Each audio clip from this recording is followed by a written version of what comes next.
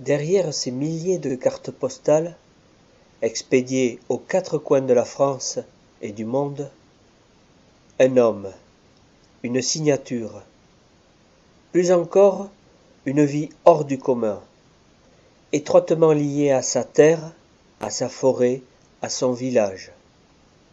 C'est celle d'Émile Vigne, tour à tour résigné, commerçant, puis photographe. Son histoire commence ici, à Castets, dans ce petit village des Landes, au cœur de la forêt de pins, à la maison de Cabillon. Retour dans le temps, à la fin du XIXe siècle, fin d'une époque faste qui vit les forges apporter travail et prospérité. Curieux destin pour cet homme qui venait de naître dans une famille de métayers. Mais écoutez plutôt, Émile Vigne nous raconte. Vignes, Émile Pierre, 17 janvier 1896, né à Castets, ici. Alors vos parents, qu'est-ce qu'ils étaient? Ben, ils avaient une métairie. Oui, c'est ça. Et on vivait sur la métairie en ce temps-là.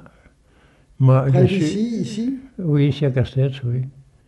Et évidemment, vous savez, on n'était pas trop en avance, mais enfin, on se contentait de peu et puis on se faisait tout à la maison. Il n'y avait qu'à acheter du sucre quand il y en avait besoin, autrement, et un peu de café, autrement, il ne fallait rien acheter.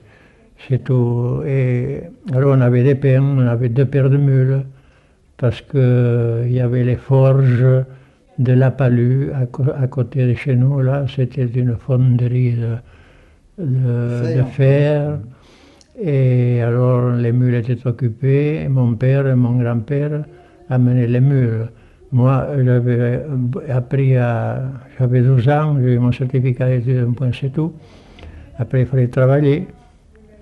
Alors j'étais résigné, il y avait des pains, il fallait résiner, j'ai appris le métier de résinier. Puis est arrivée la guerre. Moi, je suis de la classe 16. Seulement, je n'étais pas parti, on me trouvait trop grand et trop maigre.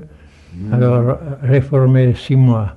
On me disait que je n'étais pas capable de faire un soldat. Voilà, j'étais donc revenu, c'était en pleine guerre. Et les femmes, les mères de famille, elles étaient contentes d'envoyer des photographies à leur mari qui était sur le front. Alors, je me dis, il faut que tu te mettes, en résinant les pains, je me dis, il faut que tu te mettes à faire de la photo.